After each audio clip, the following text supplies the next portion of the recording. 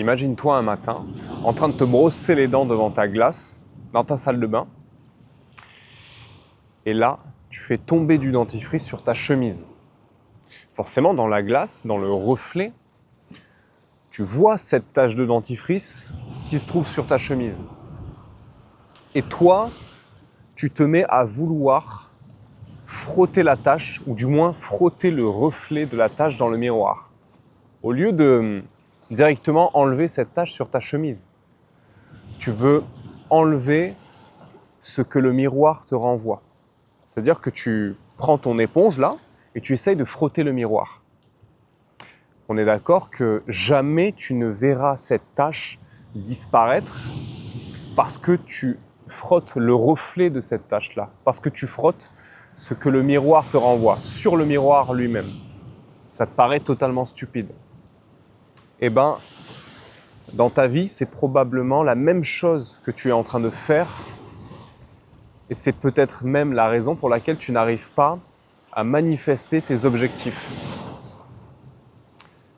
Tu as peut-être déjà entendu cette phrase qui dit « Tant que tu ne rendras pas l'inconscient conscient, il continuera de diriger ta vie en silence et tu appelleras ça le hasard. » C'est Carl Jung qui disait ça. Et c'est pour exprimer l'idée que ton inconscient, ton subconscient, il dirige ta vie à un immense pourcentage. Il y en a qui disent 90, 95%. En fait, tout ce qu'il y a en toi, ça dirige ta vie et tu es amené à le voir à l'extérieur de toi. Comme cette tache de dentifrice qui provient vraiment de toi, qui est vraiment tombée sur ta chemise, tu la vois se refléter dans la glace. Et ça ne servira à rien de frotter la glace parce que là où il faut agir, c'est sur toi, sur ta chemise, mais dans ta vie, c'est en toi. C'est au niveau de tes programmes inconscients.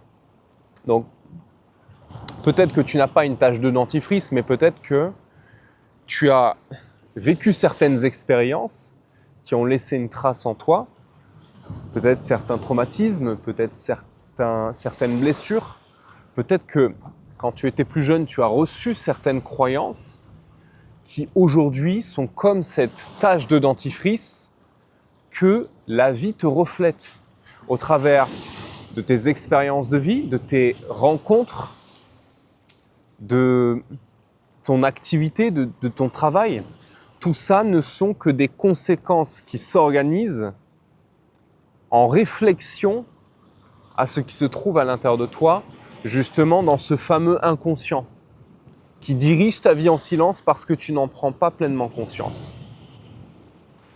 Maintenant, comment rendre l'inconscient conscient ? Profonde introspection avec toi-même, être face à tes zones d'ombre, être hyper honnête envers toi-même. Et ça, tu ne peux l'avoir que quand tu commences à être en silence avec toi-même. Donc réduire le bruit extérieur, arrêter d'écouter le scénario, les histoires que tu t'es racontées sur toi et commencer à plonger en toi pour voir ce qu'il en est vraiment, pour essayer de voir cette tache du dentifrice que tu vois se refléter à l'extérieur de toi. Et à ce moment-là, si au lieu de regarder le miroir, tu regardes véritablement ta chemise, tu regardes vraiment cette tache et c'est sur cette tache-là que tu agis, alors automatiquement tu vas la voir disparaître dans le miroir en face de toi. Donc si tu agis à ta racine, si tu agis au niveau de tes croyances, de tes blessures, du coup ce qui implique un véritable travail de libération émotionnelle et de reprogrammation de ton subconscient. D'ailleurs, c'est ce que je propose si c'est des circonstances que tu vis et sur lesquelles tu as essayé tant bien que mal d'agir et tu restes encore avec ces résidus mémoriels, avec ces taches de dentifrice à l'intérieur de toi, eh ben, je peux potentiellement t'aider. Pour ça, c'est très simple, tu as juste à cliquer sur mon lien, sur le lien de mon site et à réserver un créneau avec moi pour qu'on fasse déjà un premier appel de bilan, de diagnostic, de sorte à comprendre tes schémas, quels sont tes tes chaînes intérieures qui limitent ton expansion et qui limitent la réflexion dans ton miroir de vie de quelque chose de beaucoup plus abondant dans toutes les sphères de ta vie. Et une fois que tu es pleinement libéré de tout ce que tu portais en amont, comme je te l'ai dit, tes blessures émotionnelles, tes croyances, c'est comme si tu retirais en quelque sorte un immense panneau comme ça que tu avais au-dessus de la tête qui disait littéralement au monde tout ce que tu n'aimais pas. Mais du coup, tu le portes au-dessus de toi et toutes les situations, toutes les personnes, toutes les expériences de vie qui vibrent une même qualité vibratoire que ces blessures, que ces croyances que tu portes en toi, voient que toi aussi tu vibres sur la même fréquence et tu les attires. Et quand tu fais ce travail de profonde introspection et libération, c'est comme si tu te libérais en fait de ce méga panneau qui disait je ne mérite pas l'amour, je ne mérite pas le succès, je ne mérite pas la visibilité et l'abondance. Là, tu cesses de vibrer ce signal-là. Et l'univers va cesser aussi, du coup, à son tour, de te renvoyer des expériences de peur, de manque, d'illégitimité, etc. En fait, comme je te l'ai dit, la vie ne fait que montrer dans les faits, dans les conséquences matérielles qui s'organisent autour de toi, ce que tu as à l'intérieur de toi. Une fois que tu as supprimé en quelque sorte tes anciens programmes, là, il va falloir faire le même travail que tu as fait de manière inconsciente au début de ta vie, c'est-à-dire reprogrammer ton identité et ton subconscient. Les expériences de vie assez lourdes, les blessures, les traumatismes, ça porte une charge émotionnelle, une intensité émotionnelle, et c'est justement ça qui fait un peu cet effet de colle et de fixation du programme limitant dans ton inconscient. C'est ça qui fait que ça se fixe profondément en toi, souvent dans ton enfance, parce que dans ton enfance, tu es dans un état cérébral delta et theta, ce qui fait que tu es un peu comme sous hypnose en quelque sorte, et tu es constamment en train de programmer ton inconscient sans le savoir. C'est pour ça que tout ce que tes parents te disent dans ton enfance, ça s'incruste profondément dans ton inconscient, dans ton esprit, dans ton programme. Donc une fois que tu t'es libéré, il va falloir faire le même processus, mais cette fois-ci avec des programmes qui vont aller dans le sens de la vie que tu souhaites et qui vont nourrir ton identité de succès. Comment tu fais ça ?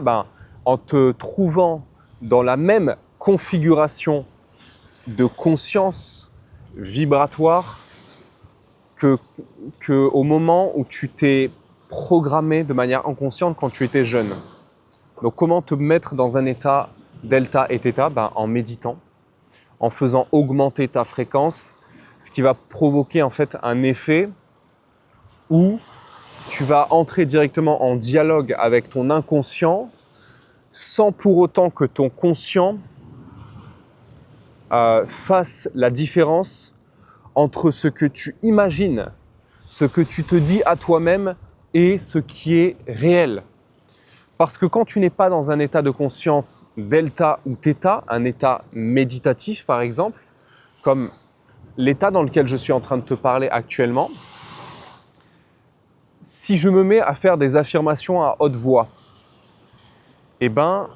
par exemple, je dis que je suis multimilliardaire. J'affirme que je suis multimilliardaire. À ce moment-là, vu que je ne suis pas dans une tranche vibratoire où mon cerveau est en delta ou en theta, mon conscient va savoir que je suis en train de lui bullshit. Il va savoir que je n'ai pas réellement vécu cette situation. C'est pour ça que ça ne va pas fonctionner si je ne fais pas ce travail-là dans une tranche de conscience propice, comme un moment où je médite, le moment où je me réveille et le moment où je m'endors. Ça, ce sont les tranches où mon cerveau est le plus malléable et en quelque sorte où mon conscient ne va pas faire la différence entre ce que j'affirme, ce que je visualise et ce qui est réel et ce que j'ai vraiment vécu. Et donc le programme va vraiment s'incruster à l'intérieur de moi. En fait, le programme ne peut pas s'incruster à l'intérieur de toi quand tu es dans un état de conscience conventionnel, un état où ton rythme cérébral vibre à des fréquences et des ondes bêta, par exemple, parce que il va savoir, comme je te le disais, que tu es en train de lui bullshit, et il va court-circuiter, il va empêcher ce programme d'être accepté comme vrai et normal dans ton inconscient. Et ce programme ne va jamais faire partie de ton identité. C'est pour ça qu'il faut utiliser ce que je vais appeler des véritables portails de reprogrammation. Comme je te l'ai dit, le moment où tu te réveilles, le moment où tu t'endors, tu sais, tu as une zone où tu es plus vraiment conscient, mais tu n'es pas totalement endormi. Moi, j'appelle ça l'état hypnagogique. Tu es dans un entre-deux. Et bien, dans cet entre-deux, quand tu te parles à toi-même, que tu visualises dans ta tête, que tu ressens des choses, là, ça rentre en toi.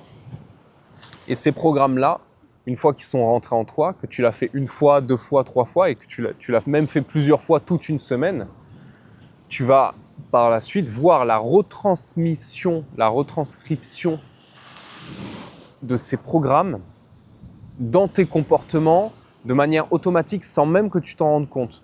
C'est-à-dire que tu ne vas pas forcer les choses avec une discipline ardue, mais c'est juste ce programme qui va s'exprimer en toi comme si tu étais en quelque sorte en pilote automatique comme auparavant. Parce que si tu as la vie actuelle que tu expérimentes aujourd'hui, c'est parce que tu es en pilote automatique, mais sous le joug et sous l'influence de programmes limitants qui produisent cette réalité.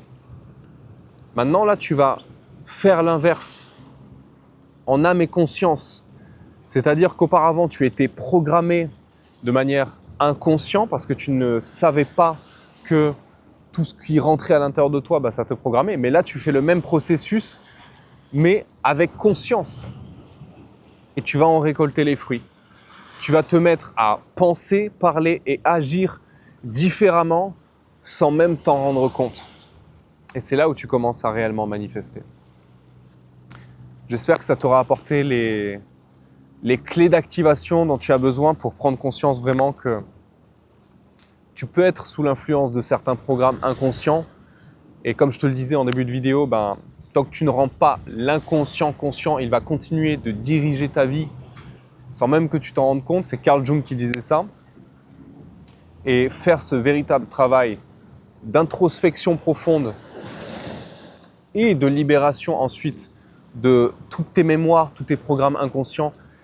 Et ça se fait à plusieurs étages. Ça ne veut pas dire que parce que tu as déjà fait un certain travail, tu es totalement libéré. Moi, je rencontre plein de personnes issues du milieu spirituel, thérapeutique, énergétique. Ils disent pour certains, je suis libéré, mais moi, je vois leurs croyances. Je suis clairvoyant, si tu veux. J'ai une sorte de clairvoyance qui me permet de voir les blocages des gens que je rencontre.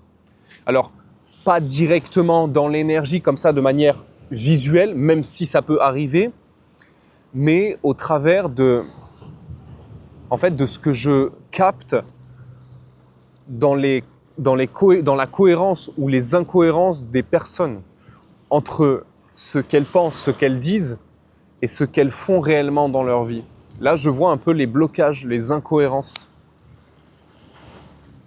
Et du coup, c'est pas parce que tu fais forcément un type de méditation, un type de travail énergétique, une pratique spirituelle en question que tu es totalement libéré. Ça peut agir sur un certain levier d'action qui se trouve dans ton panel intérieur de possibilités d'action mais tu n'as pas qu'un seul levier d'action. Et parfois, tu ne pourras jamais aller plus loin et plus profond que le niveau de croyance que la personne qui t'a accompagné. Tu vois, si tu te fais accompagner par quelqu'un qui, elle-même, n'a pas dépassé un certain plafond, elle a peut-être un peu évolué, mais il y a certains plafonds qui n'ont pas été franchis, bah, tu ne pourras jamais aller plus loin que le plafond de verre de cette personne-là. C'est pour ça que c'est important de connecter, de te faire entourer et de te faire accompagner par des personnes qui ont cette clairvoyance, cette lucidité-là sur tes zones d'ombre. Sur ce, prends soin de toi et je te dis à bientôt dans la prochaine vidéo. Ciao, ciao.